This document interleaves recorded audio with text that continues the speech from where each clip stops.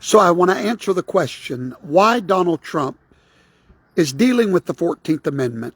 Why did he sign an executive order knowing that he doesn't have the power to override the 14th Amendment? I think I know his agenda, and I'd like to explain it to you right now. I'm known as Professor Toto because I love to teach the beauty of the United States Constitution and the Republic and all the intricacies thereof. Let me explain to you. The primary root problem of immigration in the United States of America is not at our southern border. It's not at any of our borders. The primary root problem is an asinine understanding of the 14th Amendment. Supposedly, the 14th Amendment gives carte blanche, freedom and citizenship to anyone born in the United States of America. This is such an asinine understanding that many nations in the recent years have ended birthright citizenship. In other words, Great Britain just a few years ago said no more, we're done. Just because you're born here doesn't make you a citizen. Australia, New Zealand, on and on and on. In the last 20 to 30 years, these nations have killed this problem in their nation. Now, the United States of America has allowed this to go on for too long. Someone has to end it. It's time for a change. That someone is Donald John Trump. Yes, he knows that signing an executive order is not going to end the problem. He's well aware. But here's what it is going to do. It's going to finally force the United States Supreme Court to come to a decision on this delicate matter. The 14th Amendment is not plain. It's ambiguous. So when you're watching CNN and they're having a heart attack over how plain the 14th Amendment is, no, it is not.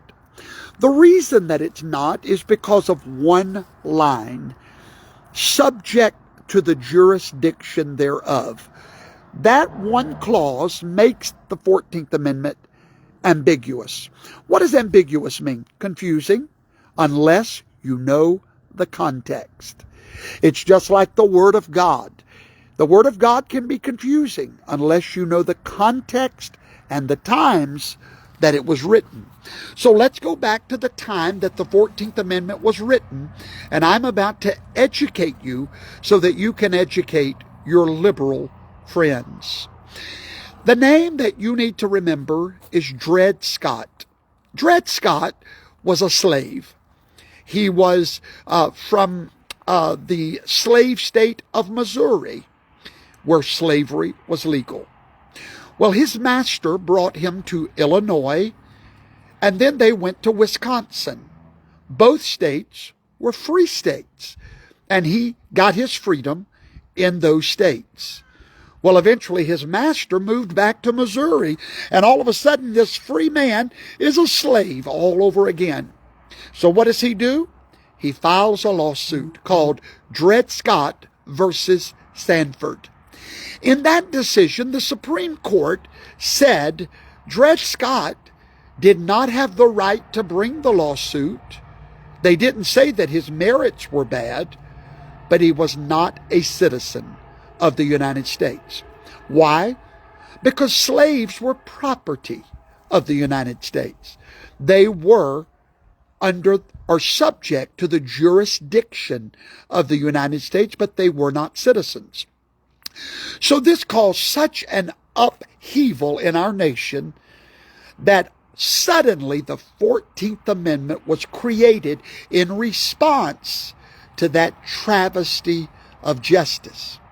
Now, the 14th Amendment was written with no one else in mind but the slaves. Dred Scott. They wanted to make sure that anyone subject to the jurisdiction of the United States of America were citizens at their birth.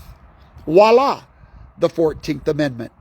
Absolutely nothing to do with children born here from immigrants or children born here accidentally or where you stop and drop. You just stop in the United States, drop your baby, and we now have an immigration problem. And then all of a sudden, all of their family is now able to come over because they're citizens. There is only one solution. Donald Trump is forcing the issue. He is going to make this go to the Supreme Court. Now, what will happen at the Supreme Court? I'm glad you asked. The Supreme Court is currently resided over by very conservative judges. Many of them are originalist. What is an originalist judge? An originalist judge believes, like I believe, that we do not interpret the Constitution in the modern times, in the modern language, but rather we search the intent of the law. We go back to that moment when the law was written. We discover what was in the minds of the jurist when it was written, in the lawmakers. How and what was the intent? And friends, those originalist judges, when they see the intent of the 14th Amendment, it will be considered unconstitutional. Donald Trump will win with the 14th Amendment. Watch. He knows what he's doing. Thank you. Have a great day.